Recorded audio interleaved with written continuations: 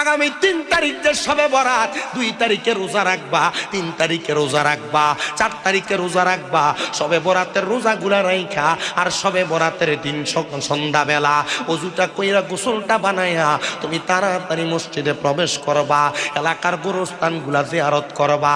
আমার আল্লাহ তাআলা এমন বরকত তোমাদেরকে দান করবে, ওই বরকতের বিনিময়ে বান্দা দুনিয়া এবং আখিরাতে তুমি ধনী হয়ে যাইবা। সামনে শবে বরাত আসতেছে, এই শবে বরাতের রাতে আমি সবার কাছে আবদার করব, এই রাতে আল্লাহ তাআলা বান্দার ভাগ্য নির্ধারণ করে। যত বেশি পারো মাগরিবের সময় গোসল কইরা ভালো করে পবিত্রতা অর্জন করে মসজিদে যে প্রবেশ করবা, পরের দিন ফজরের নামাজ পড়া ছাড়া, হাজত ছাড়া মসজিদ থেকে বের হইও না।